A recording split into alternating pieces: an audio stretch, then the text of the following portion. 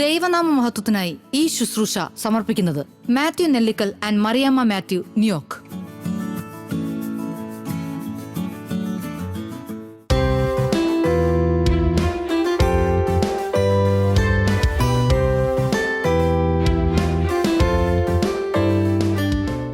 ത്രിയേക ദൈവത്തിൻ്റെ തിരുനാമത്തിന് മഹത്വം ഉണ്ടാകട്ടെ.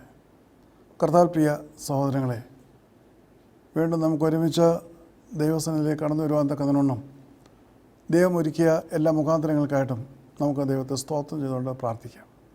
പ്രാർത്ഥനയോടെ ഈ ശുശ്രൂഷ ആരംഭിക്കാം.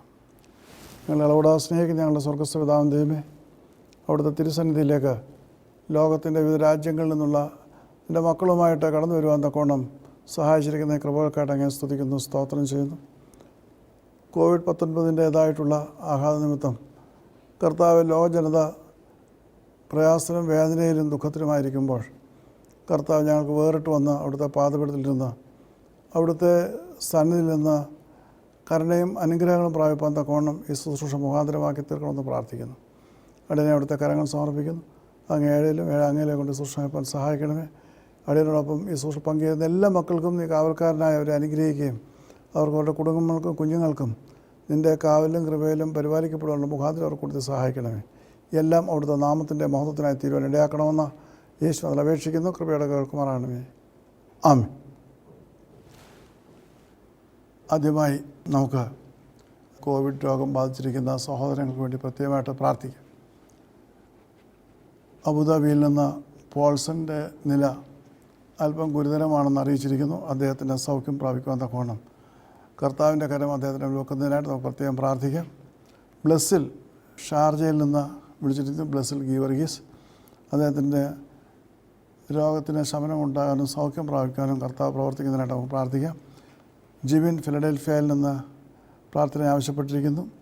അതോടൊപ്പം നിസി വർഗീസ്, ജിതു വർഗീസ്, ജിജി ജിതു, ജസാന ആൻഡ് ജാക്ലിൻ ലണ്ടനിൽ നിന്ന് ഇവർ ഈ കോവിഡ് രോഗത്തിൻ്റേതായിട്ടുള്ള വിടുതലിന് വേണ്ടി പ്രത്യേകമായിട്ട് പ്രാർത്ഥിക്കണമെന്ന് അപേക്ഷിച്ചിരിക്കുന്നു.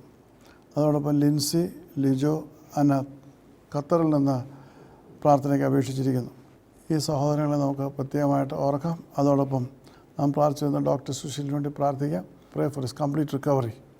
And also Marykutty from New York, മേരിക്കുട്ടിക്കും പൂർണ്ണമായ വിടുതൽ കൊടുക്കുന്നതിനായിട്ട് പ്രാർത്ഥിക്കും. ഇത്രത്തോളം എൻ്റെ മക്കൾ കൊടുത്ത ആശ്വാസത്തിനായിട്ട് സ്തോത്രം. ബിനുവിനും പൂർണ്ണ സൗഖ്യത്തിലേക്ക് വരുവാൻ സഹായിക്കുന്നതിനായിട്ട് നമുക്ക് പ്രത്യേകമായിട്ട് പ്രാർത്ഥിക്കാം. സ്നേഹിതയായ ഞങ്ങളുടെ സ്വർഗ്ഗസ്ഥ പിതാവാം ദൈവമേ, കോവിഡ് രോഗം ബാധിച്ച് അവിടുത്തെ മക്കളെ ഞങ്ങളുടെ കരങ്ങൾ സമർപ്പിക്കുന്നു. അങ്ങ് അവർക്ക് സൗഖ്യം നൽകി അവരെ വഴി നടത്തണമേ. അനേകർക്ക് സൗഖ്യം കൊടുത്തുകൊണ്ടിരിക്കുന്നതിനായി സ്തോത്രം. ഗുരുതരമായിരിക്കുന്ന അവസ്ഥയിൽ ഉള്ള എല്ലാ മക്കളെയും അവിടുത്തെ കരങ്ങൾ സമർപ്പിക്കുന്നു. ഇനി അവരെ കർത്താവെ സൗഖ്യമാക്കുവാൻ പ്രസാദിക്കണമെന്ന് പ്രത്യേകമായിട്ട് പ്രാർത്ഥിക്കുന്നു. നിൻ്റെ കൃപയിൽ സൂക്ഷിക്കുകയും പരിപാലിക്കുകയും ചെയ്യണമേ. പ്രത്യേകിച്ച് കർത്താവെ, ഈ ദിവസങ്ങൾ ഞങ്ങൾ പ്രാർത്ഥിക്കുകയും അങ്ങ് ആശ്വാസം കൊടുക്കുകയും ചെയ്തുകൊണ്ടിരിക്കുന്ന പ്രിയ മക്കൾക്കായിട്ട് സ്തോത്രം. അബുദാബിയിലെ പ്രിയപ്പെട്ട മോഹന് വേണ്ടി പ്രാർത്ഥിക്കുന്നു. അദ്ദേഹത്തിൻ്റെ റേഡിയേഷൻ്റെ ആ ദിവസങ്ങളിൽ പുതിയ ബലവും ശക്തിയും പ്രാപ്തിയും അദ്ദേഹത്തിന് നൽകണമെന്ന് അങ്ങയുടെ സ്നേഹത്തിൽ ഞാൻ പ്രാർത്ഥിക്കുന്നു. വീണ്ടും എഴുന്നേൽക്കുവാനും നിൻ്റെ നാമത്തിനായിട്ട് അടിയങ്ങളോടൊപ്പം പ്രവർത്തിപ്പാൻ തക്കവണ്ണം അവിടുത്തെ കൃപ ചെയ്യണമേ. അത് പ്രിയപ്പെട്ട വിനുവിനെ ഒത്ത് പ്രാർത്ഥിക്കുന്നു.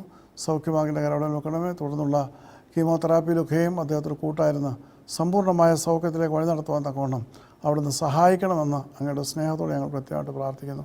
പ്രിയപ്പെട്ട കുഞ്ഞുങ്ങൾക്ക് വേണ്ടി പ്രാർത്ഥിക്കുന്നു. നിൻ്റെ മകൾക്ക് നീ ആശ്വാസം നൽകി ഈ ദിവസം സമാധാനത്തോടെ മുൻപോട്ട് പോകാൻ തക്കവണ്ണം കൃപയാൽ സഹായിക്കണമേ കർത്താവേ. അതോടൊപ്പം കർത്താവെ, പ്രാർത്ഥന അയച്ചിട്ടുള്ള എല്ലാ രോഗികൾക്കും വേണ്ടി പ്രത്യേകമായിട്ട് പ്രാർത്ഥിക്കുന്നു. അവിടുത്തെ സാന്ത്വനവും സമാധാനവും സൗഖ്യം നൽകി വഴി നടത്തി അനുഗ്രഹിക്കുകയും ചെയ്യണമെന്ന് യേശു അതിൽ അപേക്ഷിക്കുന്നു. കൃപയുടെ കേൾക്കുമാറാണമേ. അടുത്തതായിട്ട് രോഗികളുടെ പരിചരണത്തിലായിരിക്കുന്ന നമ്മുടെ പ്രിയപ്പെട്ട സഹോദരി സഹോദരന്മാരെ ഓർത്ത് നമുക്ക് പ്രത്യേകമായിട്ട് പ്രാർത്ഥിക്കാം. നേഴ്സിംഗ് കെയറിലുള്ള സഹോദരികളെ ഓർത്ത് പ്രാർത്ഥിക്കാം. ന്യൂയോർക്കിൽ നിന്ന് രജി, മേരി, കാവ്യ, ടോണിയ, മോളമ്മ, ശാന്തമ്മ, ഷീബ, ബീന, ജെൻസി, രേണു, റൂബി തുടങ്ങിയവരെ ഓർത്ത് നമുക്ക് പ്രത്യേകം പ്രാർത്ഥിക്കാം. ഫിലഡൽഫിയിൽ നിന്നുള്ള അന്ന ജോണിക്കുട്ടി, അതോടൊപ്പം ബ്രൈറ്റി ജോൺ, കാനഡയിൽ നിന്നുള്ള ജിൻഡോ, ജിൻസി, ഷാർജയിൽ നിന്ന് സോഫി, ടെസ്സി, അതോടൊപ്പം കുവൈറ്റിൽ നിന്ന് നീനു, പോൾ, സുനി, സിമി, ഡോഹയിൽ നിന്ന് ഷിബി, അതോടൊപ്പം നോയൽ, ജിതു നോയൽ, അയർലൻഡിൽ നിന്ന് സോണി, ഫിജറയിൽ നിന്ന് വത്സ പൈലി, അലൈനിൽ നിന്ന് എൽസി, ലിസി, സോണി, ജോണി, ലിജി, ജിൻസി അവരെ പ്രാർത്ഥിക്കാം. അതോടൊപ്പം നമുക്ക് ദുബൈയിലെ മായ ഓർത്ത് പ്രത്യേകം പ്രാർത്ഥിക്കാം. പ്രിയപ്പെട്ട ഡോക്ടേഴ്സിനെ ഓർത്ത് പ്രാർത്ഥിക്കാം. ഡോക്ടർ റീനെ ഓർത്ത് പ്രാർത്ഥിക്കാം. ന്യൂയോർക്കിൽ കോണിറ്റ് രോഗികളുടെ ഇടയിൽ പ്രവർത്തിക്കുന്ന പാവപ്പെട്ട മകളെ ദൈവം ഉള്ളെങ്കിൽ സൂക്ഷിക്കുന്നതിനായിട്ട് നമുക്ക് പ്രാർത്ഥിക്കാം. അതേ ലണ്ടനിൽ നിന്ന് ഡോക്ടർ ജെ, അതോടൊപ്പം doctor Rebecca, doctor Rini Mary Thomas, doctor Mathews Thomas തുടങ്ങിയവരെയും നമുക്ക് പ്രത്യേകമായിട്ട് ദൈവത്തിൻ്റെ സന്നിധിയിൽ സമർപ്പിക്കാം. മിലനിലായിരിക്കുന്ന പ്രിയപ്പെട്ട ജെയിനെ ഓർത്ത് പ്രാർത്ഥിക്കാം. അവളെ പ്രത്യേകം ഉള്ളം കയ്യിൽ സൂക്ഷിക്കുന്നതിനും പരിപാലിക്കുന്നതിനുമായിട്ട് നമുക്ക് പ്രത്യേകം പ്രാർത്ഥിക്കാം. നാഷ്വിൽ നിന്നുള്ള ആനി നെനനെയും റിബക്ക നെനനെയും ഓർത്ത് നമുക്ക് പ്രത്യേകമായിട്ട് പ്രാർത്ഥിക്കാം. അതോടൊപ്പം കഴിഞ്ഞ ദിവസം നമ്മൾ ദൈവസന്നിധിയിൽ സമർപ്പിച്ച എല്ലാ വിഷയങ്ങളെ ഓർത്ത് പ്രാർത്ഥിക്കാം. ഫിലഡൽഫിയയിൽ നിന്ന് റോസമ്മയും കുടുംബയും ഓർത്ത് പ്രാർത്ഥിക്കാം. ജിബിനെ ഓർത്ത് പ്രാർത്ഥിക്കാം. ഫിലിപ്പൈൻസിൽ നിന്ന് മരിയ മാക്സിം, മാർട്ടിന, ജിബിൻ, യൂജിൻ, ഇംതിയാസ് തുടങ്ങിയവരെ ഓർത്ത് നമുക്ക് പ്രത്യേകമായിട്ട് പ്രാർത്ഥിക്കാം. മറ്റുള്ള എല്ലാ വിഷയങ്ങളിലും കർത്താവ് പ്രവർത്തിക്കുന്നതിനായിട്ട് നമുക്ക് ലഭിച്ച എല്ലാ പ്രാർത്ഥനാ റിക്വസ്റ്റുകൾക്കായിട്ടും നമുക്ക് പ്രത്യേകമായിട്ട് പ്രാർത്ഥിക്കാം. ഞങ്ങളെവിടെ സ്നേഹിക്കുന്ന ഞങ്ങളുടെ സ്വർഗ്ഗസ്പിതാവും ദൈവമേ, ഈ സഹോദരങ്ങളെ ഞങ്ങൾ അവിടുത്തെ കരങ്ങൾ സമർപ്പിക്കുന്നു. കർത്താവെ, ഞങ്ങളുടെ ലോക നേതാക്കന്മാരെ ഓർത്ത് പ്രാർത്ഥിക്കുന്നു. അവർക്ക് കർത്താവെ ഈ വലിയ കെടുതിയിൽ ജനതകളെ നയിക്കുവാൻ തക്കമുള്ള കൃപയും പ്രാപ്തിയും നൽകി അനുഗ്രഹിക്കണമെന്ന് പ്രാർത്ഥിക്കുന്നു. അതോടൊപ്പം കർത്താവെ, ലോകത്തിൻ്റെ രാജ്യങ്ങളിൽ ഈ ശുശ്രൂഷയിലായിരിക്കുന്ന എല്ലാ മക്കളെയും ഓർത്ത് പ്രാർത്ഥിക്കുന്നു. അവരായിരിക്കുന്ന സ്ഥാനങ്ങളിലൊക്കെയും കർത്താവെ, അവരെ രോഗം പിടിപെടുവാനിടയാതെ വണ്ണം അങ്ങ് അവരെ സൂക്ഷിച്ച് പരിപാലിച്ച് അവർക്ക് കൂടുതലായി ശുശ്രൂഷ നൽകുവാൻ തക്കവണ്ണം അങ്ങ് അവരെ ശക്തീകരിക്കുകയും സഹായിക്കുകയും ചെയ്യണമെന്ന് ഞങ്ങളുടെ സ്നേഹത്തോട് പ്രാർത്ഥിക്കുന്നു. ആരോഗ്യ മേഖലയിലുള്ള എല്ലാവരെയും അവിടുത്തെ കരങ്ങളിൽ സമർപ്പിക്കുകയാണ്. കർത്താവ്, നീ പ്രവർത്തിക്കണമെന്ന് പ്രാർത്ഥിക്കുന്നു.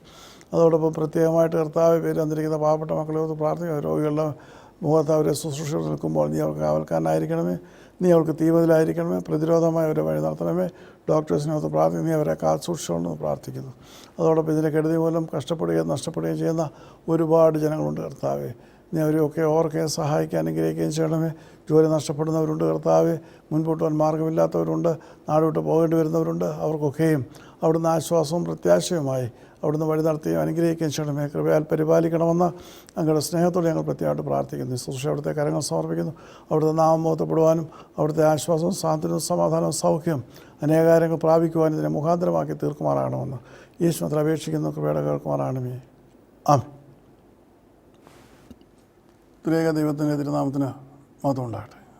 കർത്താൽ പ്രിയ സഹോദരങ്ങളെ, കോവിഡ്-19 ഭയാനകമായ കെടുതിയിൽ ലോകത്തിൻ്റെ എല്ലാ രാജ്യങ്ങളിലും അനേകായിരങ്ങൾ അനുദിനം കഷ്ടപ്പെടുകയും നഷ്ടപ്പെടുകയുമാണ്.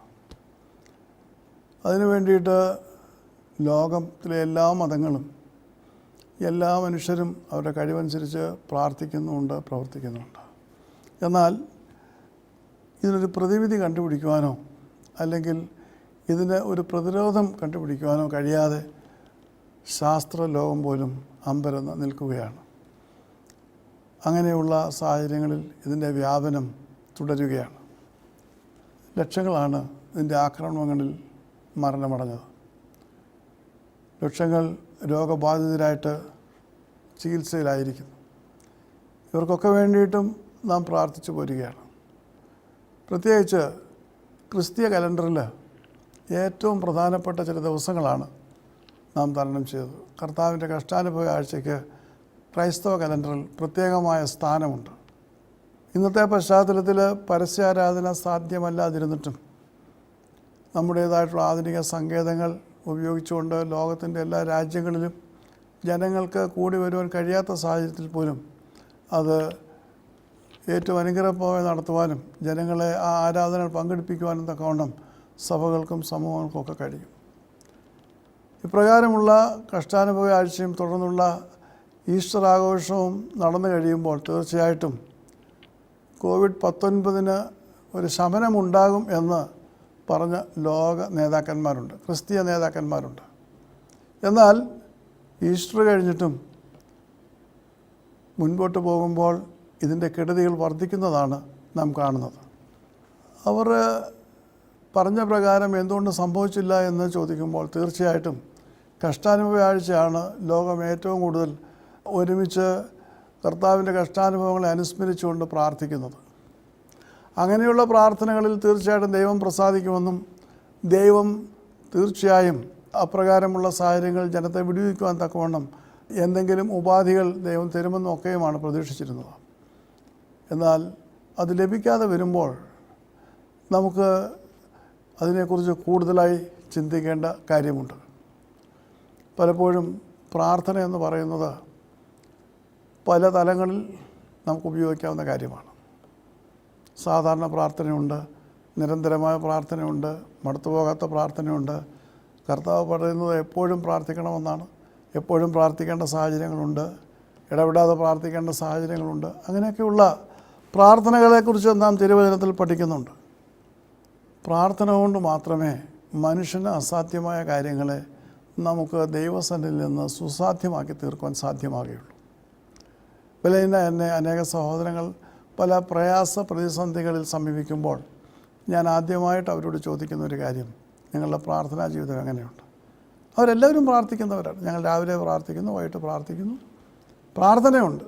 പക്ഷേ അവർ സങ്കടത്തോടെ പറയുന്നൊരു കാര്യം, ഞങ്ങളുടെ പ്രാർത്ഥനകൾക്ക് മറുപടി ലഭിക്കുന്നില്ല. മാസങ്ങളായിട്ട് ഞങ്ങൾ പ്രാർത്ഥിക്കുന്നുണ്ട്, വർഷങ്ങളായിട്ട് പ്രാർത്ഥിച്ച വിഷയങ്ങളുണ്ട്, മറ്റ് ശുശ്രൂഷകളിൽ പോയി പ്രാർത്ഥിച്ചിട്ടുണ്ട്, എന്നിട്ടൊന്നും മറുപടി ലഭിക്കുന്നില്ല. എന്തുകൊണ്ടാണ് മറുപടി ലഭിക്കാത്തത്? മറുപടി ലഭിക്കാത്തതിന് എന്തെങ്കിലും ഒരു കാരണമുണ്ടാകും. നിങ്ങൾ പ്രാർത്ഥിക്കുന്നുണ്ടെന്നുള്ളത് സത്യമാണ്. പക്ഷേ നിങ്ങളെ അഭിമുഖീകരിക്കുന്ന പ്രശ്നങ്ങളെ തരണം ചെയ്യുവാനുള്ള ശക്തി നിങ്ങളുടെ പ്രാർത്ഥനകൾക്കില്ല.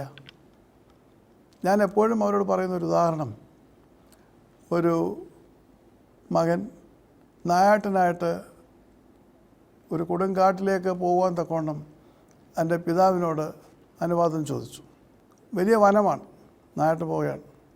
അപ്പോൾ പിതാവ് മകനോട് പറഞ്ഞു, മകനെ, അവിടെ വളരെ വന്യമൃഗങ്ങളുണ്ട്, അവിടെ കുഴിയുണ്ട്, വള്ളികളൊക്കെ ഉണ്ട്, അപ്പോൾ നീ വെളിച്ചം കരുതിക്കൊള്ളണം.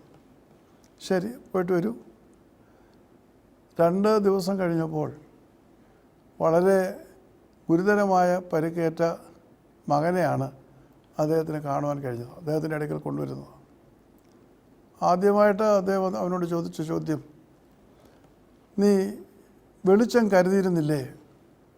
പറഞ്ഞു, ഉണ്ടായിരുന്നു.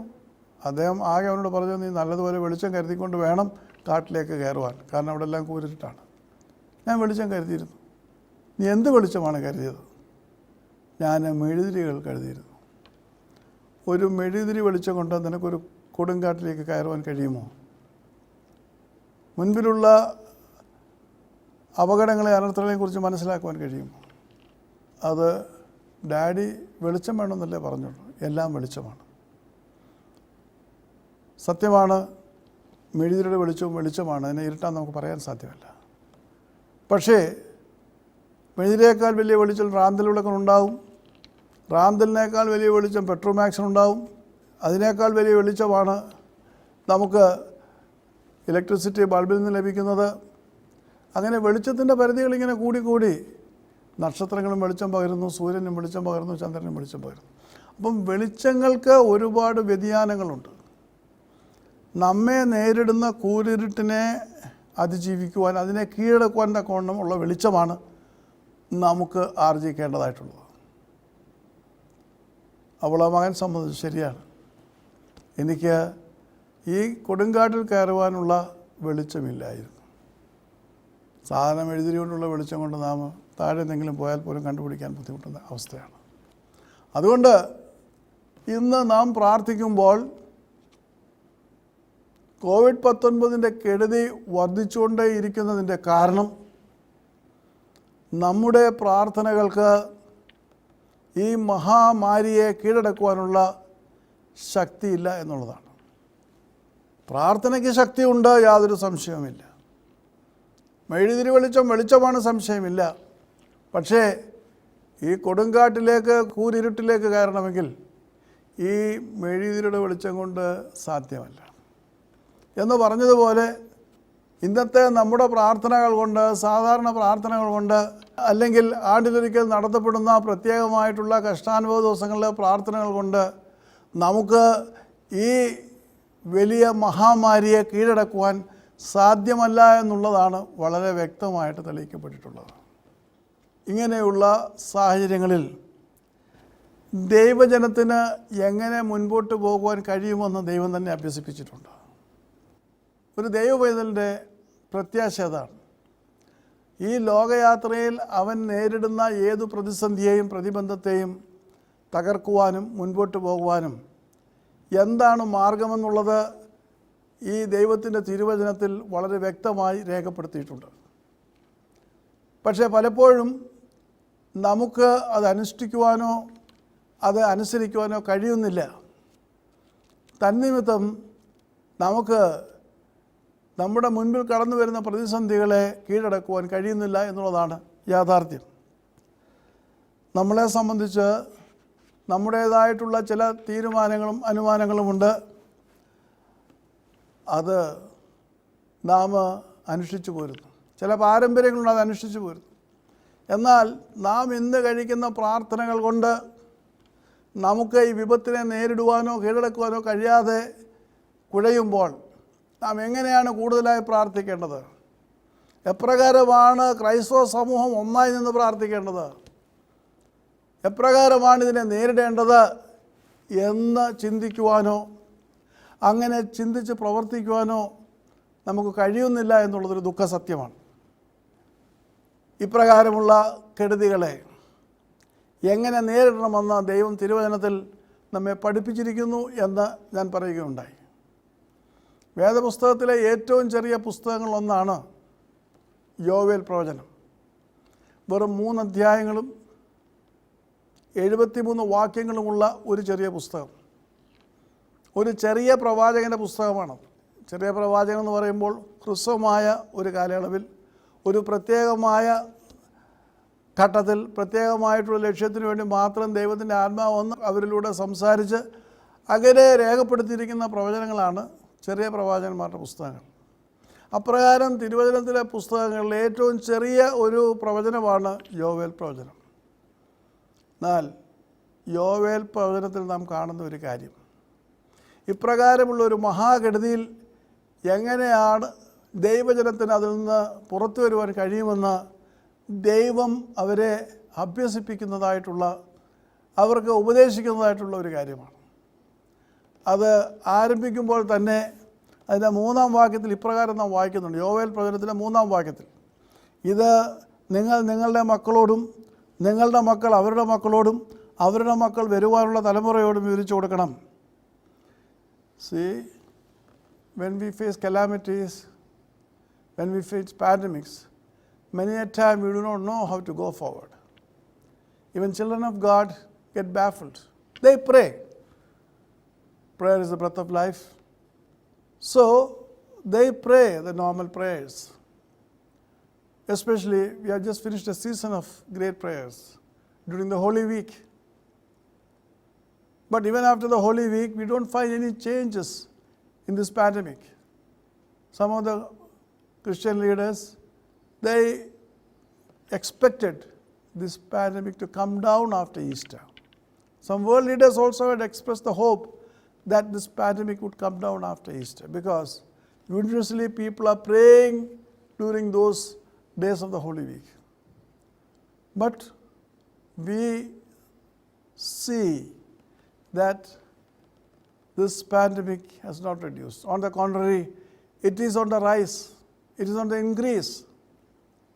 So in spite of all these prayers put together in a special manner in these days of the Holy Week, we find we were not able to control or contain the attack of the COVID-19 virus. So what does it show? Our prayers are not sufficient. The power of our prayers are not sufficient enough to conquer this great disaster or to conquer the power of the coronavirus. In such situations, when prayers become ineffective, God has given us enough examples of how to make the prayer more powerful, how to gain results from prayer. The book of Joel gives a clear example how such catastrophics or how such pandemics can be contained. It's a small book with 3 chapters and 73 verses. But there we find some of the most important instructions and how the children of God can make their prayer powerful and gain blessings from the Almighty God. The third verse of this book says, the first chapter, it says, tell it to your children, and let your children tell their children, and let their children tell another generation. So, you have to tell your children should tell their children, and their children to another generation. So here God wants us to give this message from generation to generation. 4 generations are already mentioned here, but He says this has to be continued, this message. Now, what was the situation in which God had prophesied through Joel? That's very important. There was a great famine. There's a great drought. And the people and the animals all were dying.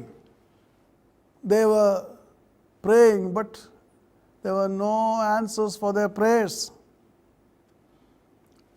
And we find that this situation was brought about by God.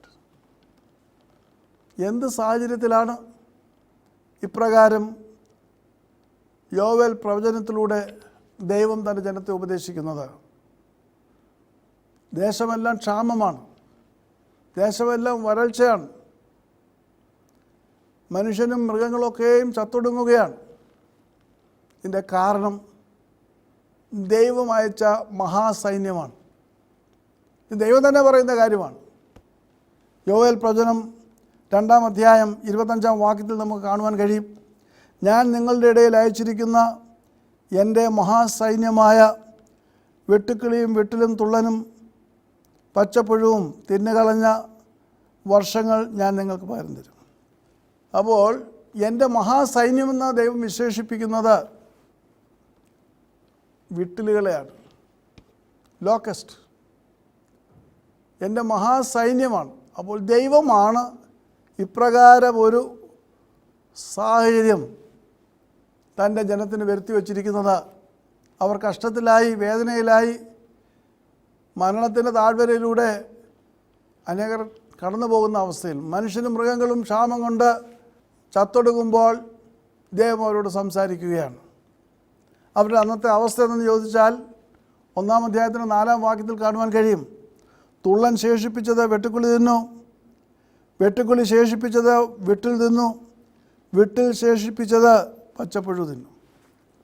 So, we find the 4 stages of the locust. Locust is a small insect, maybe 1.5 inches to 2 inches long. God says, I have sent my army of locusts. You see, normally disasters come in the world when there is a big war breaking out between 2 countries. So, when countries fight each other, we find great disasters and human loss, destructions. But here, it's not a human being who is waging the war, Almighty God Himself. And He is sending His army. What is His army consisting of? Locusts. And He says in verse 4, whatever the cutting locusts have left, the swarming locust ate. And what the swarming locust has left, the hopping locust ate. And then what it has left, destroying locust has eaten. The 4 stages of the life cycle of locusts. So in all these 4 stages, we find the locusts has completely destroyed the agricultural produce of the country. And God calls it my great army. And it is God who sent big swarms of these insects. It's only just a 1.5 inch to 2 inches long insect. God has sent it to destroy this land, to teach His people a lesson, because they have forgotten Him. They have fallen into sin. They are not bothered about the principles and statutes, the commandments which He had given them. They had completely gone away from Him. So, he sends his army of locusts. Grasshoppers. Another word for locusts is grasshoppers. So we find in such a situation, every place is completely destroyed. The vineyards are eaten up, fig trees are broken. There is no agricultural produce at all. നാം കാണുമ്പോൾ ദൈവത്തിൻ്റെ ഈ മഹാസൈന്യമൊന്ന് മുഴുവൻ നശിപ്പിച്ചു. മുന്തിരിവള്ളി ശൂന്യമാക്കി, അത്തി ഒടിച്ചു കളഞ്ഞു, അതിൻ്റെ തോലെല്ലാം ഉരിഞ്ഞു കളഞ്ഞു, വയലെല്ലാം ശൂന്യമായിരിക്കുന്നു, ധാന്യം അതെ നശിച്ചു പോവുകയാണ്, പുതുവീഞ്ഞ് വറ്റിപ്പോവുകയാണ്. അങ്ങനെ ദേശം മുഴുവൻ ക്ഷാമത്താൽ നരകിക്കുകയാണ്. ഇതാണ് അവിടുത്തെ സാഹചര്യം. ദൈവം ശിക്ഷ അയച്ചു, ശിക്ഷിച്ചു. പക്ഷേ ഈ ജനത്തിൻ്റേതായിട്ടുള്ള ഏറ്റവും ഭയാനകമായ കഷ്ടപ്പാടുകൾ കണ്ടപ്പോൾ ദൈവത്തിന് മനസ്സലിഞ്ഞു. ഇവരെ ഇതിൽ നിന്ന് രക്ഷിക്കുവാൻ ദൈവത്തിന് ആഗ്രഹമുണ്ട്. തൻ്റെ സൃഷ്ടിയാണ്. ഇവരെ വീണ്ടും അനുഗ്രഹിക്കുവാൻ ആഗ്രഹമുണ്ട്. ഇവർക്ക് നഷ്ടമായതൊക്കെ മടക്കി കൊടുക്കുവാൻ ആഗ്രഹമുണ്ട്. പക്ഷേ അവരുടെ ഇപ്പോഴത്തെ ആരാധന കൊണ്ടോ പ്രാർത്ഥന കൊണ്ടോ അവർക്ക് ഈ വലിയ ആഘാതത്തിൽ നിന്ന് രക്ഷപ്പെടുവാൻ കഴിയുകയില്ല. അപ്പോൾ ദൈവം അവരോട് പറയുകയാണ്, 1-ാം അധ്യായത്തിലെ 14-ാം വാക്യം, ഒരു ഉപവാസം പ്രഖ്യാപിക്കുവിൻ, സഭായോഗം വിളിക്കുവിൻ, മൂപ്പന്മാരെയും ദേശത്തിലെ സകല നിവാസികളെയും നിങ്ങളുടെ ദൈവമായ യഹോവയുടെ ആലയത്തിൽ കൂട്ടിവരുത്തുവിൻ, ദൈവത്തോട് നിലവിളിക്കുവിൻ. ഒരു ഉപവാസം പ്രഖ്യാപിക്കുക. നിങ്ങൾ പ്രാർത്ഥിക്കുന്നുണ്ട്, നിങ്ങൾ ആരാധനകളൊക്കെ നടത്തുന്നുണ്ട്, ഒക്കെ ശരിയാണ്. പക്ഷേ ഇപ്പോൾ നിങ്ങൾക്കിതിൽ നിന്ന് വിമോചനം ലഭിക്കണമെങ്കിൽ ഒരു ഉപവാസം പ്രഖ്യാപിക്കണം. God speaks to them through his prophet Joel. It's true that they are praying, they are having the normal worship. All that sort of worship and prayers are not bringing in any answers. So he speaks to the people through his prophet Joel. What does he say? We find that in the 14th verse of the first chapter. Declare a holy fast, call a sacred assembly, summon the elders and all who live in the land to the house of the Lord and cry out to the Lord. Summon all those who live in the land to the house of the Lord and cry out to the Lord. And again we find God exhorting the same thing, asking them to fast and pray. Twice more. ഈ 73 വാക്യങ്ങൾ മാത്രമുള്ള കൊച്ചു പുസ്തകത്തിൽ 3 പ്രാവശ്യമാണ് ദൈവം തൻ്റെ ജനങ്ങളോട് ഉപവസിക്കുവാൻ ആവശ്യപ്പെടുന്നത്. 2-ാം അധ്യായത്തിൻ്റെ 12-ാം വാക്യത്തിൽ കാണുവാൻ കഴിയും, എന്നാൽ ഇപ്പോഴെങ്കിലും നിങ്ങൾ പൂർണ്ണ ഹൃദയത്തോടും ഉപവാസത്തോടും കരച്ചിലോടും വിലാപത്തോടും എങ്കിലേക്ക് തിരിയുവിനെന്ന് യഹോവ അരുളിച്ചെയ്യുന്നു. Yet even now, declares the Lord, return to me with all your heart, with fasting, weeping, and yes, lamenting. That's what God says. Return to me, and even now, things have gone so bad, he says, return to me, declares the Lord. Return to me with all your heart, with fasting, with crying, and with mourning. With mourning. You have to repent and come back to me. Fasting. മാത്രമല്ല യോവേൽ 2:15 പറയുകയാണ്, സിയോനിൽ കാഹളം ഊതുവിൻ, ഒരു ഉപവാസം പ്രഖ്യാപിക്കുവിൻ, സഭായോഗം വിളിച്ചു കൂട്ടുവിൻ. 3-ാമത്തെ പ്രാവശ്യമാണ്. Chapter 2 verse 15 says, blow the trumpet in Zion, consecrate a fast, call a solemn assembly. And we find that this is the only occasion in the Bible where God exhorts his people to fast and pray, so that they would be saved from their disaster and he can bless them. നമ്മൾ തിരുവചനമുടനീളം പരിശോധിക്കുമ്പോൾ പഴയ നിയമത്തിലായാലും പുതിയ നിയമത്തിലായാലും ഒരു ഉപവാസം പ്രഖ്യാപിച്ചുകൊണ്ട് തൻ്റെ സന്നിധിയിലേക്ക് വന്ന് അവരായിരിക്കുന്ന കഷ്ടപ്പാടുകളിൽ നിന്നും വേദനയിൽ നിന്നും രോഗങ്ങളിൽ നിന്നും രക്ഷ പ്രാപിച്ച് തൻ്റെ അനുഗ്രഹങ്ങൾ പ്രാപിക്കുവാൻ തക്കവണ്ണം അവരുപവസിക്കണമെന്ന് ദൈവം മനുഷ്യരോട് ആവശ്യപ്പെടുന്ന ഏക സന്ദർഭം ഇതാണ്. യോവേൽ പ്രവചനത്തിലൂടെ 3 പ്രാവശ്യമാണ് ദൈവം ഇത് പറയുന്നത്, അരുളി ചെയ്യുന്നത്. ഇവർക്ക് ഉപവാസത്തെക്കുറിച്ച് നല്ലതുപോലെ അറിയാം. കാരണം ഇവരെല്ലാം വർഷത്തിലൊരിക്കൽ പാപപരിഹാര ദിനത്തിനായിട്ട് ഉപവസിക്കുന്നവരാണ്.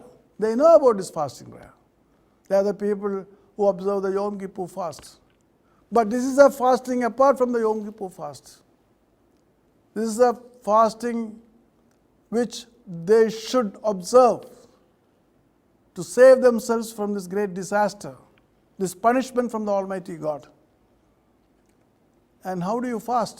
You know, during the Yom Kippur fast, you see, people wear sackcloth. They tear apart their clothes, they wear sackcloth and lay on the floor, and they put ashes all around the body. All external manifestations of sorrow and repentance. ഈ പാപപരിഹാര ദിനത്തിൽ അല്ലെങ്കിൽ ഏകദിന ഉപവാസമായി അനുഷ്ഠിക്കുന്ന തിസ്രീ മാസം 10-ാം തീയതി അനുഷ്ഠിക്കപ്പെടുന്ന ആ പാപപരിഹാര ദിനത്തിൽ ആ ഉപവാസ പ്രാർത്ഥനയിൽ അവർ വസ്ത്രങ്ങളെല്ലാം കീറി ചാക്കൊണ്ടുള്ള വസ്ത്രം ധരിച്ച് പരിവരുത്ത പരുക്കൻ വസ്ത്രം ധരിച്ച് അവർ നിലത്ത് കിടന്ന് ചാരമെല്ലാം ദേഹത്ത് വാരിയിട്ടാണ് ഉപവസിക്കുന്നത്. അനുതാപത്തിൻ്റേതായിട്ടുള്ള ആവരണവുമായിട്ടാണ് അവർ ദൈവസന്നിധി വരുന്നത്. ഇവിടെ ദൈവം അവരോട് കൽപ്പിക്കുകയാണ് 13-ാം വാക്യത്തിൽ, വസ്ത്രങ്ങളെ അല്ല ഹൃദയങ്ങളെ തന്നെ കീറണം. It's not enough that you tear apart your clothes. Render your hearts. പാപഭംഗിലമായി തീർന്നിരിക്കുന്ന നിങ്ങളുടെ ഹൃദയത്തെയാണ് അത് ശുദ്ധീകരിക്കേണ്ടത്. You have to cleanse your heart completely. You see? They have lost their holiness. Their heart is full of wickedness. അവരുടെ ഹൃദയത്തിൻ്റെ വിശുദ്ധി നഷ്ടപ്പെട്ടിരിക്കുന്നു. പാപത്തിലൂടെയുള്ള വഴിയിലാണ് അവരുടെ ഓട്ടം. അത്യുന്നതനായ ദൈവം വിശുദ്ധനായ ദൈവമാണ്. തൻ്റെ ജനം വിശുദ്ധിയിൽ ജീവിക്കുമ്പോൾ മാത്രമേ തനിക്ക് അവരോടൊപ്പം വസിക്കുവാൻ സാധ്യമാകുകയുള്ളൂ. ലേവ്യാപുസ്തകം 19-ാം അധ്യായം 2-ാം വാക്യത്തിൽ ദൈവം കൽപ്പിക്കുകയാണ്, "Ye shall be holy, for the Lord your God is holy." ഞാൻ വിശുദ്ധനായിരിക്കുന്ന പോലെ നിങ്ങളും വിശുദ്ധരായിത്തീരണം. അപ്പോൾ ജീവിത വിശുദ്ധിയില്ല ദൈവത്തിൻ്റെ സന്നിധിയിലേക്ക് നമുക്ക് അടുത്ത് വരുവാൻ കഴിയുകയില്ല. പക്ഷേ ഈ വിശുദ്ധി നഷ്ടപ്പെട്ടിരിക്കുകയാണ്. ജീവിതത്തിൽ ദൈവം കൽപ്പിച്ച മാർഗങ്ങളിലൂടെ ദൈവജനത്തിന് സഞ്ചരിക്കുവാൻ കഴിയുന്നില്ല. ലേവ്യാപുസ്തകം 20-ാം അധ്യായം 13-ാം വാക്യം വായിക്കുമ്പോൾ അവിടെ കാണുവാൻ കഴിയും, സ്ത്രീയോടുകൂടെ ശയിക്കുന്നത് പോലെ ഒരുവൻ പുരുഷനോടുകൂടെ ശയിച്ചാൽ ഇരുവരും മ്ലേച്ഛത ചെയ്ത് അവർ തീർച്ചയായും മരണശിക്ഷ അനുഭവിക്കേണ്ടി വരും. അതെ, അവരുടെ രക്തം അവരുടെ മേലിരിക്കും. സ്ത്രീകളോടുകൂടി ശയിക്കുന്നത് പോലെ ഒരുവൻ പുരുഷനോടുകൂടെ ശയിച്ചാൽ അവൻ മ്ലേച്ഛത ചെയ്തു, അവർ തീർച്ചയായും മരണശിക്ഷ അനുഭവിക്കേണ്ടതാണ്. This is what God says. Homosexuality is a sin that should be punished by death, according to Leviticus chapter 20 verse 13. This is a great tragedy of the human race today. You know, when I lead youth seminars in different countries, many members, especially youth, they put forward questions about LGBTQ. That's their concern. LGBTQ, you are very familiar with that. LGBTQ-നെ കുറിച്ചാണ് ചോദ്യങ്ങൾ ചോദിക്കുന്നത്. കാരണം എന്താണ്? പുരുഷനെ കല്യാണം കഴിക്കാം, സ്ത്രീകൾക്ക് സ്ത്രീകളെ കല്യാണം കഴിക്കാം തുടങ്ങി അപ്രകാരമുള്ള മ്ലേച്ഛകരമായ ജീവിത രീതികളെക്കുറിച്ചാണ് ഇന്ന് സംസാരിക്കാനുള്ളത്. അതൊരു പാപമല്ല. സ്വവർഗ രതി എന്ന് പറയുമ്പോൾ, അല്ലെങ്കിൽ പുരുഷനെ കല്യാണം കഴിക്കുകയും സ്ത്രീകളെ കല്യാണം കഴിക്കുകയും ചെയ്യുന്ന ഒരു വ്യവസ്ഥിതിയിലേക്ക് ലോകം ഇന്ന് പോയിരിക്കുകയാണ്.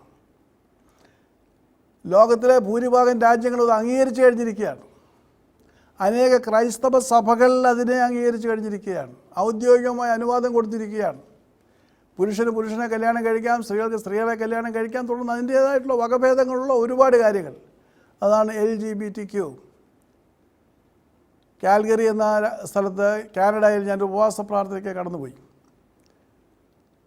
ആദ്യ രാത്രിയിൽ അവിടെ നിന്ന് ഒരുപാട് പ്രാർത്ഥിച്ചു. ഉപവാസത്തിനായിട്ട് ഞങ്ങളെല്ലാവരും പ്രാർത്ഥിക്കുകയും പ്രവർത്തിക്കുകയും ചെയ്തിട്ടും ഉപവാസ പ്രാർത്ഥനയിലേക്ക് ദൈവത്തിൻ്റെ കൃപ കടന്നു വരുന്നില്ല. ഞങ്ങൾ വളരെയധികം വിഷമിച്ചു. എന്താണ് ഇവിടെ ഇപ്രകാരം ദൈവകൃപ പകരാത്ത? ഒരു വലിയ പടുകൂറ്റൻ ദേവാലയമാണ്. 100 വർഷങ്ങളോളം പഴക്കമുള്ള ദേവാലയമാണ്. അതിമനോഹരമായ ശില്പകലാ വൈദ്യുതി പണിതിരിക്കുന്ന ദേവാലയമാണ്. ഞാൻ രാത്രി മുഴുവൻ പ്രാർത്ഥിച്ചു, ദൈവം എന്താണ് അവിടുത്തെ കൃപ ചൊരിയാത്തത്? പ്രസംഗിക്കുവാൻ വളരെയധികം ബുദ്ധിമുട്ട്, ജനങ്ങൾക്ക് പ്രാർത്ഥിക്കുവാൻ ബുദ്ധിമുട്ട്. We are struggling, we cannot pray at all. The grace of God is not coming to that place. അത് കഴിഞ്ഞ് രാവിലെ വീണ്ടും ഉപവാസം മുഴുവൻ അവിടെ കടന്നു ചെന്നപ്പോൾ അവിടെ ഒരു വലിയ ഫോട്ടോ ഇരിക്കുന്നു. Just married. ആ പള്ളിയിൽ വെച്ച് നടന്നൊരു വിവാഹമാണ് കഴിഞ്ഞ ആഴ്ച. അവരുടെ ഫോട്ടോ ഇട്ടിട്ടുണ്ട്. 2 പുരുഷന്മാർ, മീശ വെച്ച 2 പേര്. എന്നിട്ട് അതിൻ്റെ അടിക്ക് എഴുതിയിട്ടുണ്ട്, ആർക്കെല്ലാം ഇപ്രകാരം കല്യാണം കഴിക്കാൻ ആഗ്രഹമുണ്ടെങ്കിലും ഞങ്ങൾക്ക് സന്തോഷമേ ഉള്ളൂ, അവരെല്ലാം ഇവിടെ വിവാഹം കഴിപ്പിച്ചു കൊടുക്കും. അപ്പോൾ ഔദ്യോഗികമായിട്ട് സഭയത് അംഗീകരിച്ചു. ദേവാലയത്തിൽ വെച്ചാണ് ഈ പുരുഷനെയും തമ്മിൽ കല്യാണം കഴിപ്പിക്കുന്നത്. അതിനേക്കാൾ ഉപരിയായിട്ട് അവിടെ ആയിരിക്കുമ്പോൾ ഞാൻ മറ്റൊരു കാര്യം മനസ്സിലാക്കി. അവിടുത്തെ ഒരു സഭയുടെ തിരഞ്ഞെടുപ്പാണ്. ബിഷപ്പുമാരെ തിരഞ്ഞെടുക്കുന്ന ഒരവസ്ഥയാണ്.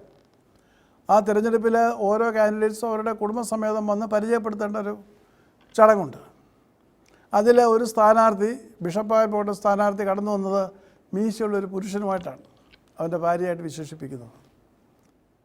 അപ്പോൾ ഇപ്രകാരമുള്ള മ്ലേച്ഛത സഭകളിലും സമൂഹങ്ങളിലും ആഴ്ന്നിറങ്ങിയിരിക്കുന്നു. ദൈവത്തിന് ഏറ്റവും വെറുപ്പുള്ള പാപമാണ് സ്വർഗ വിവാഹം എന്ന് പറയുന്നത്. അതിനോടനുബന്ധിച്ചുള്ള എല്ലാ പാപങ്ങളും, എല്ലാ മ്ലേച്ഛതകളും ലൈംഗികമായ അരാജകത്വമാണ്. ഈ പാപം ഇന്ന് തുടങ്ങിയതല്ല, ഇന്നലെ തുടങ്ങിയതല്ല, നൂറ്റാണ്ടുകൾക്ക് മുമ്പ് അബ്രഹാം പിതാവിൻ്റെ കാലത്ത് തുടങ്ങിയ കാര്യമാണ്. അന്ന് ദൈവം 5 പട്ടണങ്ങളെയാണ് സമ്പൂർണ്ണമായിട്ട് ആകാശത്ത് നിന്ന് തീയിറക്കി ഗന്ധകമിറക്കി നശിപ്പിച്ച് കളഞ്ഞത്. അബ്രഹാം പിതാവ് അവർക്ക് വേണ്ടി വാദിച്ചു. പക്ഷേങ്കിൽ ആ മ്ലേച്ഛത ഇല്ലാതെ ആരെയും അവിടെ കണ്ടെത്തുവാൻ കഴിഞ്ഞില്ല. സോദോമും ഗോമറയും ഇന്ന് അതിൻ്റെ സാക്ഷികളാണ്. 2 മാസം മുൻപും ഞാൻ ആ സോദോം ഗോമറയിൽ പോയിരുന്നു. ഫെബ്രുവരി മാസത്തിൽ. ഇന്നും ജീർണിച്ച് കിടക്കുന്ന മണ്ണാണ്. അവിടെ യാതൊന്നും കിളിർക്കുകയില്ല. അതിൻ്റെ ചാരത്താണ് ചാവുകടൽ. അതെ, യാതൊരു ജീവിയുമില്ലാത്ത ചാവുകടൽ. സ്വർഗത്തിൽ നിന്ന് വീണ ഗന്ധകം മുഴുവനായി നിന്ന് ഏറ്റവും കൂടുതൽ ലായനിയായിട്ടുള്ള സ്ഥലമാണത്. വെള്ളത്തിൽ കിടന്നാൽ താണു പോവുകയില്ല, പൊങ്ങിക്കിടക്കും. അപ്പോൾ ലോകത്തിൻ്റെ മുൻപിൽ ദൈവം ഒരു വലിയ മാതൃകയായിട്ട് താൻ എത്രമാത്രമാണ് ഈ മഹാപാപത്തെ വെറുക്കുന്നതെന്ന് വളരെ വ്യക്തമായി തെളിയിച്ചിട്ടും തിരുവചനത്തിൽ വളരെ ആധികാരികമായിട്ട് അതിനെക്കുറിച്ച് എഴുതി വച്ചിട്ടും ആധുനിക ക്രൈസ്തവ സഭകൾ അതിനെ അംഗീകരിക്കുകയാണ്. ഒരുപാട് സഭകൾ, ക്രൈസ്തവ സഭകൾ അതിനെ അംഗീകരിക്കുന്നുണ്ട്. അങ്ങനെയുള്ള പാപത്തിൽ വീണവർക്ക് പൗരോഹിത്യ പദവി നൽകുന്നുണ്ട്. ലോകം അതിനെ അംഗീകരിച്ചിരിക്കുന്ന ഒരു പാപമാണ്. ദൈവത്തിന് അതൊരിക്കലും സഹിക്കാവുന്ന പാപമല്ല. നാം നോക്കുമ്പോൾ ഈ COVID-19 ഒരു രാജ്യത്തിലേക്ക് മാത്രമുള്ളൊരു പ്രത്യേക രോഗമല്ല. ലോകമെമ്പാടും അത് വ്യാപിച്ചിരിക്കുന്നു. ലോകമെമ്പാടും എല്ലാ രാജ്യങ്ങളിലേക്കും അത് അഗാധമായിട്ട് പ്രവർത്തിച്ചിരിക്കുന്നു. അത് അഗാധമായി ചെന്നിരിക്കുന്നു. കാരണം എന്താണ്? ഇതിനെ നിയന്ത്രിക്കേണ്ടത് അത്യുന്നതനായ ദൈവമാണ്. വെട്ടുക്കിളികളെ അയക്കുന്ന ദൈവം, വെട്ടുക്കിളിയെ തൻ്റെ സൈന്യമെന്നാണ് ദൈവം വിളിക്കുന്നത്. അപ്പോൾ ഇതിനെ അതിജീവിക്കണമെങ്കിൽ നമ്മുടെ പാപത്തെക്കുറിച്ച് ഏറ്റുപറഞ്ഞ് ഹൃദയങ്ങളെ തന്നെ കീറി ദൈവസന്നിധിയിലേക്ക് മടങ്ങി വരേണ്ടിയിരിക്കുന്നു. ഉപവസിക്കേണ്ടിയിരിക്കുന്നു. നാം വിശുദ്ധരാകേണ്ടിയിരിക്കുന്നു. നമ്മുടെ ജീവിതത്തിൽ വന്നു പോകുന്ന ഇപ്രകാരമുള്ള അശുദ്ധതകളെ മാറ്റേണ്ടിയിരിക്കുന്നു. നാം 5-ാം വാക്യം വായിക്കുമ്പോൾ മദ്യപന്മാരെ ഉണരുവിനെന്നാണ് അവിടെ പറയുന്നത്. ജനം മദ്യപിച്ച് ലഹരി പിടിച്ച് പാപത്തിൻ്റെ വഴികളിൽ പോവുകയാണ്. അപ്പോൾ ഈ കഷ്ടതയുടെ താഴ്വരയിൽ ദൈവം തൻ്റെ പ്രവാചകനിലൂടെ അരുളി ചെയ്യുകയാണ്, മദ്യപന്മാരെ ഉണരുവിൻ.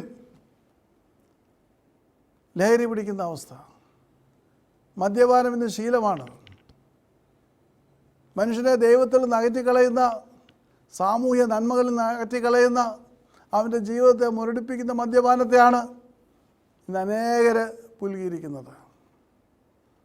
മദ്യപാന്മാർ ഒരിക്കലും സ്വർഗരാജ്യം അവകാശമാക്കുകയില്ല എന്ന് വളരെ വ്യക്തമായിട്ട് ദൈവം അരുളി ചെയ്യുകയാണ്. എന്നാൽ ഇന്ന് അതിനെതിരെ പ്രവർത്തിക്കുവാനോ അതിനെതിരെ വിരൽ ചൂണ്ടുവാനോ ആധുനിക ക്രൈസ്തവ സമൂഹത്തിന് കഴിയുന്നില്ല. ഇപ്രകാരമുള്ള സോദോമ്യ പാപത്തിൽ ജീവിക്കുന്നവരെ വിലക്കുവാൻ സാധ്യമല്ല. അവരുടെ റൈറ്റ്സ് ഉണ്ട്. There are rights for case. എല്ലാ രാജ്യങ്ങളിലും അവരുടെ അവകാശങ്ങൾ സ്ഥാപിച്ചിരിക്കുന്നു.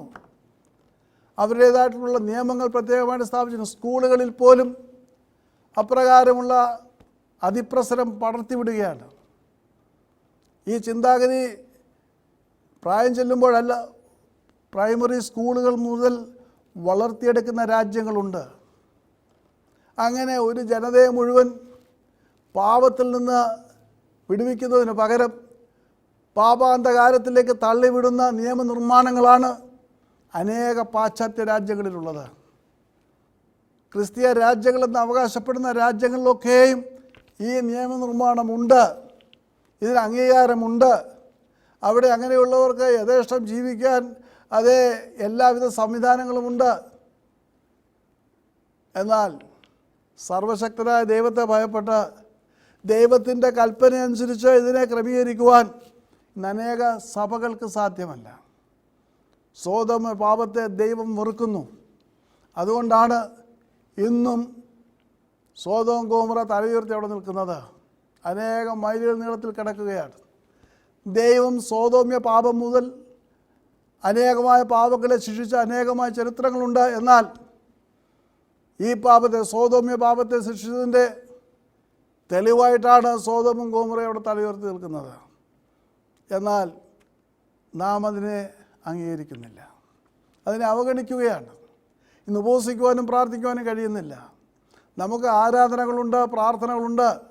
പക്ഷേ ജനത്തിന് ഉപവസിക്കുവാനുള്ളൊരു സാവകാശം, ദൈവത്തോട് നിലവിളിക്കാനുള്ളൊരു സാവകാശം, തങ്ങളുടെ പാപങ്ങളെ ഏറ്റുപറയാനുള്ളൊരു സാവകാശം, വിട്ടുപിരിയേണ്ടതിനെ വിട്ടുകളയുവാനുള്ളൊരു സാവകാശം ഉണ്ടാക്കുവാൻ തക്കതിനുവണ്ണം, ഒരു പുതിയ ജീവിതം ആരംഭിക്കുവാൻ തക്കവണ്ണം, പരിശുദ്ധാത്മ നിറവിൽ പ്രവർത്തിക്കുന്ന ഒരു സമൂഹത്തെ വാർത്തെടുക്കുവാൻ തക്കവണ്ണം നമുക്ക് ഇന്ന് സംവിധാനങ്ങളില്ല.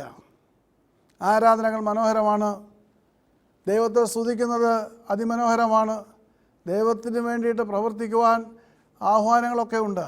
എന്നാൽ ദൈവത്തെ അറിഞ്ഞ് ജീവിക്കുവാൻ, ദൈവകൃപയിൽ ജീവിക്കുവാൻ, ദൈവത്തിൻ്റെ വിശുദ്ധിയിൽ ജീവിക്കുവാൻ കഴിയാത്ത അവസ്ഥ, അങ്ങനെ കഴിയാതെ വരുമ്പോൾ പരിശുദ്ധാത്മാവിനെ അനുഭവിക്കുവാൻ കഴിയുന്നില്ല. ദൈവാത്മാവിനാൽ നയിക്കപ്പെടുന്നവരെ ദൈവമക്കളെന്ന് വിളിക്കുന്നത്. ഇന്ന് ദൈവാത്മാവിനാൽ നയിക്കപ്പെടുന്നവർ ആരുണ്ട്? എത്ര പേരുണ്ട്? അവർക്ക് സമൂഹത്തിൻ്റേതായിട്ടുള്ള ഈ പുഴുക്കുത്തുകളിലേക്ക് വിരൽ ചൂണ്ടാൻ യാതൊരു ഭയവുമില്ല. അവിടെ വിട്ടുവീഴ്ചയില്ല, ഒത്തുതീർപ്പില്ല. There is no compromise at all. A child of God will always stand up for the principles of God. And always we have to be holy before the Almighty God. If the Holy Spirit should abide in you, you should be holy. Be thou holy as I am holy. But there is no holiness at all. Then how can the Holy Spirit dwell in you? See, the shepherds, even they are under the sin of sodomy. So many churches recognize it. They say we have to love each other. Well, God is love. He is the Almighty God who has created man and woman. He had a principle of creation. He had a definite goal about creation. But we have completely shattered it. ദൈവം പുരുഷനെ സൃഷ്ടിച്ചപ്പോൾ, അവന് അനുയോജ്യമായ തുണയെ വേണമെന്ന് പറഞ്ഞപ്പോൾ മറ്റൊരു പുരുഷനെയല്ല സൃഷ്ടിച്ചത്. പിന്നെയോ അവന് അനുയോജ്യമായി, അവന് വിധേയമായി പ്രവർത്തിക്കുവാൻ ഒരു സ്ത്രീയെയാണ് സൃഷ്ടിച്ചത്. എന്നാൽ അപ്രകാരമുള്ള ദൈവത്തിൻ്റെ എല്ലാവിധമായ തത്വങ്ങളെയും ബലി കഴിച്ചുകൊണ്ട്, ദൈവത്തിൻ്റെ പ്രമാണങ്ങൾ മറന്നുകൊണ്ട് ഇന്ന് ആധുനിക ക്രൈസ്തവ സമൂഹം മുൻപോട്ട് പോവുകയാണ്. കൊറോണ വൈറസ് പോലെയുള്ള മഹാമാരി ലോകത്തെ മുഴുവൻ ത്രസിക്കുമ്പോൾ, നശിപ്പിക്കുമ്പോൾ, ഇപ്പോഴും ഈ പാപത്തിന് നേരെ വിരൽ ചൂണ്ടുവാൻ, ഉപവാസത്തോടും പ്രാർത്ഥനയോടും കൂടി തങ്ങളുടെ കഴിഞ്ഞകാല ജീവിതത്തെ പരിശോധിക്കുവാൻ, പുതിയ സൃഷ്ടികളാക്കി ജനങ്ങളെ രൂപാന്തരപ്പെടുത്തുവാൻ, തങ്ങൾ എവിടെയാണ് വീണുപോയെന്ന് പരിശോധിക്കുവാൻ ആധുനിക ക്രൈസ്തവ സമൂഹത്തിന് കഴിയുന്നില്ല എന്നുള്ളതാണ് ഏറ്റവും വലിയ ദുഃഖകരമായ കാര്യം. അവരവരുടേതായിട്ടുള്ള ആരാധന ക്രമത്തിൽ മാത്രം ആശ്രയിച്ചുകൊണ്ട്, അവരവരുടെ പ്രാർത്ഥനകൾ മാത്രം ഉരുവിട്ടുകൊണ്ട് മുൻപോട്ട് പോവുകയാണ്. തങ്ങളുടെ ജീവിതത്തിൽ എവിടെയാണ് പരാജയം, എവിടെയാണ് തങ്ങൾക്ക് തെറ്റുപറ്റിയിരിക്കുന്നത് എന്ന് പരിശോധിക്കുവാൻ തക്കതിനുവണ്ണം ആധുനിക ക്രൈസ്തവ സമൂഹത്തിന് കഴിയുന്നില്ല എന്നുള്ളതാണ് ഏറ്റവും ദുഃഖകരമായ കാര്യം. ഇത് കൽപ്പിക്കുന്നത് അത്യുന്നതമായ ദൈവമാണ്. എൻ്റെ ഒരു ഫിലോസഫിയോ തിയറിയോ അല്ല ഞാൻ പറയുന്നത്.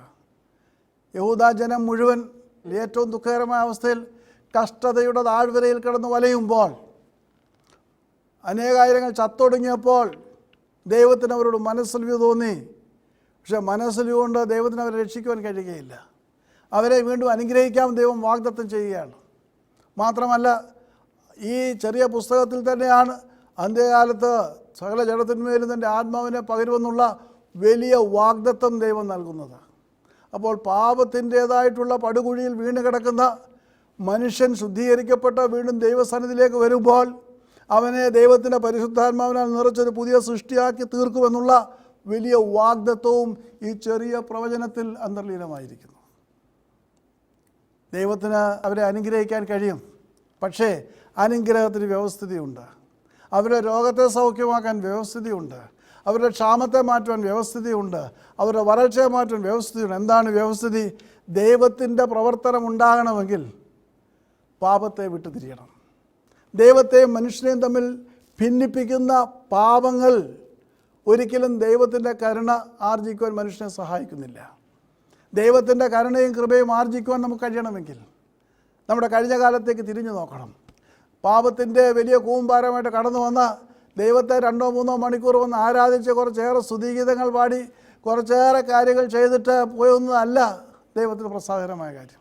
യെശയ്യാ പ്രവചനത്തിൽ ദൈവം കൽപ്പിക്കുന്നുണ്ട് പ്രവാചകനിലൂടെ, ഞാൻ നിങ്ങളുടേതായിട്ടുള്ള ആരാധന വെറുക്കുകയാണ്, സഭായോഗത്തെ വെറുക്കുകയാണ്, നിങ്ങളുടെ ധൂപത്തെ ഞാൻ വെറുക്കുകയാണ്.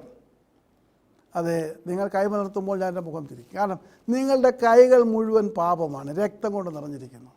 അതിക്രമത്തിൻ്റെയും അക്രമത്തിൻ്റെയും പാപങ്ങളാണ് ഈ കരങ്ങളിലുള്ളത്.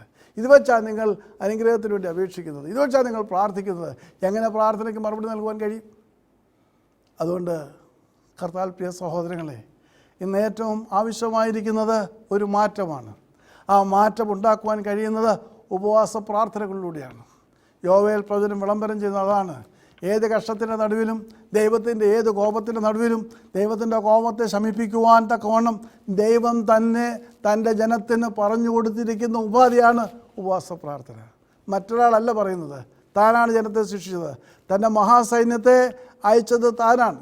എന്നാൽ ആ സൈന്യത്തെ അതിൻ്റെ മുൻപടെ കിഴക്കോട്ടും അതിൻ്റെ പിൻപടെ പടിഞ്ഞാത്തെ കടലിലും താഴ്ത്തിക്കളയുമെന്ന് പറയുന്ന ദൈവമാണ്. എപ്പോൾ അവർ ഉപവസിച്ച് പ്രാർത്ഥിച്ച് വീണ്ടും അവർ ദൈവജനമായിട്ട് ജീവിക്കാൻ ആരംഭിക്കുമ്പോൾ താൻ അയച്ച ഈ മഹാസൈന്യത്തെ, വെട്ടുക്കിളികളുടെ ഈ മഹാസൈന്യത്തെ അവന് കിഴക്കൻ കടലിലേക്ക് തള്ളിക്കളയും, പടിഞ്ഞാറൻ കടലിലേക്ക് തള്ളിക്കളയും. ആ ജനത്തെ അനുഗ്രഹിക്കും, അവർക്ക് പുതിയ വീഞ്ഞ് നൽകും, നഷ്ടപ്പെട്ടതൊക്കെയും അവർക്ക് മടക്കി കൊടുക്കുമെന്ന് ദൈവം അവർക്ക് വാഗ്ദാനം കൊടുക്കുകയാണ്. ദൈവം വാഗ്ദാനം ചെയ്യുകയാണ്. പക്ഷേ ഒരേ ഒരു കാര്യം, അവർ തങ്ങളുടെ പാപങ്ങളെ ഉപേക്ഷിക്കണം. അതുവരെയും ദൈവത്തിൽ നിന്ന് അകന്നു പോകാൻ തക്കവണ്ണം അവരുടേതായിട്ടുള്ള ജീവിതത്തിൽ ഉണ്ടായിരുന്ന സകല പാപങ്ങളെയും ഉപേക്ഷിച്ച് അവർ പുതിയ സൃഷ്ടികളായി തീരണം. ഇന്ന് നാം ഈ മഹാമാരിയുടെ കെടുതിയിൽ നമ്മളെ രക്ഷിക്കുവാനായിട്ട് പ്രാർത്ഥിക്കുമ്പോൾ നമുക്ക് പ്രാർത്ഥിക്കുവാനുള്ളത് എന്താണ്? ഇതിൽ നിന്ന് വിടുവിക്കുവാൻ നമുക്ക് പ്രാർത്ഥിക്കാൻ എളുപ്പമാണ്. പക്ഷേ ദൈവത്തിൽ നിന്ന് നമ്മെ അകറ്റിക്കളഞ്ഞ പാപങ്ങളെ പറിച്ചറിയാതെ ഒരിക്കലും ദൈവത്തിൻ്റെ അനുഗ്രഹം പ്രാപിക്കാൻ നമുക്ക് സാധ്യമല്ല. അതുകൊണ്ടാണ് യോവേൽ പ്രവചനത്തിൽ 3 പ്രാവശ്യം ദൈവം അരുളി ചെയ്യുന്നത്, ഒരു ഉപവാസം പ്രഖ്യാപിക്കുകയും ഒരു ഉപവാസം പ്രഖ്യാപിക്കുവിൻ, ഒരു ഉപവാസം പ്രഖ്യാപിക്കുവിൻ. ദൈവജനത്തെ ശിക്ഷിച്ച അനേകമായ സന്ദർഭങ്ങൾ നാം തിരുവചനത്തിൽ കാണുന്നുണ്ട്. പക്ഷേ അങ്ങനെ ഒരു സന്ദർഭത്തിൽ പോലും അവരോട് ഉപവസിച്ച് പ്രാർത്ഥിക്കുവാൻ ദൈവം ആവശ്യപ്പെട്ടിട്ടില്ല. എന്നാൽ ഇതൊരു മാതൃകയായിട്ട് തൻ്റെ ജനത്തെ അനുഗ്രഹിക്കുവാൻ വെമ്പൽ കൊള്ളുന്ന ദൈവം, അവർക്ക് നഷ്ടപ്പെട്ടതൊക്കെ വീണ്ടെടുത്ത് കൊടുക്കുവാൻ ആഗ്രഹിക്കുന്ന ദൈവം, അവർക്ക് അപ്രകാരം അത് പ്രാപിക്കുവാൻ കഴിയണമെങ്കിൽ അവർ വിശുദ്ധീകരിക്കപ്പെടുമെന്ന് നിർബന്ധം ദൈവത്തിനുണ്ട്. അപ്രകാരം ഒരു നിർബന്ധത്തിൻ്റെ പശ്ചാത്തലത്തിലാണ് അവരോട് പറയുന്നത്, അവരെ വിശുദ്ധീകരിക്കുവാൻ കഴിയണമെങ്കിൽ അവർ ഉപവസിച്ച് പ്രാർത്ഥിക്കണം. അങ്ങനെ പുതിയ സൃഷ്ടികളായിക്കൊണ്ട് പ്രവർത്തിക്കുമ്പോഴാണ് പരിശുദ്ധാത്മാവിൻ്റെ ശക്തിയാൽ അവർക്ക് മുന്നേറുവാൻ കഴിയുന്നത്. ഇന്നത്തെ ഈ വലിയ വിപത്തിൻ്റെ നടുവിൽ, ഈ മഹാമാരിയുടെ നടുവിൽ ലോകത്തിലെ എല്ലാ രാജ്യങ്ങളും ഇതിൽ കിടന്ന് നട്ടം തിരിയുമ്പോൾ, അനേകായിരങ്ങൾ പ്രതിദിനം മരിച്ചുകൊണ്ടിരിക്കുമ്പോൾ, ലോക ക്രൈസ്തവ സമൂഹത്തിന് ഒരു വലിയ ഉത്തരവാദിത്വമുണ്ട്. ദൈവത്തിങ്കിലേക്ക് നോക്കുക. അവരെവിടെയാണ് തെറ്റിപ്പോയത്? ദൈവത്തിൻ്റെ വിശുദ്ധിയിൽ നിന്ന് എപ്രകാരമാണ് അവർ വീണുപോയിരിക്കുന്നത്? അവർ ഒരുമിച്ച് നിന്നുകൊണ്ട് ദൈവത്തിൻ്റെ സന്നിധിയിൽ ഉപവസിക്കുകയും പ്രാർത്ഥിക്കുകയും ചെയ്യുമ്പോഴാണ് ദൈവത്തിൻ്റെ അനുഗ്രഹങ്ങൾ അവരുടെ മേൽ പകരുവാൻ തക്കവണ്ണം മുഖാന്തരം ഒരുക്കപ്പെടുന്നത്. എപ്രകാരമാണ് യഹൂദ ജനതയെ ദൈവം അനുഗ്രഹിച്ചത്? അവർ ഉപവസിക്കുകയും പ്രാർത്ഥിക്കുകയും ചെയ്തപ്പോൾ ദൈവത്തിൻ്റെ മഹാസൈന്യമായ വെട്ടുക്കിളിയെ കിഴക്കേ കടലിലും പടിഞ്ഞാറേ കടലിലും താഴ്ത്തി കളഞ്ഞതുപോലെ നമ്മളെ ഭയപ്പെടുത്തുന്ന, നശിപ്പിച്ചുകൊണ്ടിരിക്കുന്ന ഈ മഹാകെടുതിയിലും ദൈവം നമ്മെ വിടുവിക്കും. ദൈവമേ ശക്തീകരിക്കും. ദൈവത്തിൻ്റെ ജനമായിട്ട് മുൻപോട്ട് പോകാൻ തക്കവണ്ണം ദൈവം മുഖാന്തരം ഒരുക്കും. അപ്രകാരമുള്ള ഒരു വലിയ അവസ്ഥയിലേക്ക് ക്രൈസ്തവ സമൂഹം വളരുവാൻ തക്കവണ്ണം നമുക്ക് പ്രാർത്ഥിക്കാം, പ്രവർത്തിക്കാം. ദൈവം നമ്മെ അനുഗ്രഹിക്കട്ടെ. ദൈവനാമ മഹത്വത്തിനായി ഈ ശുശ്രൂഷ സമർപ്പിച്ചത് മാത്യു നെല്ലിക്കൽ ആൻഡ് മറിയാമ്മ മാത്യു, ന്യൂയോർക്ക്.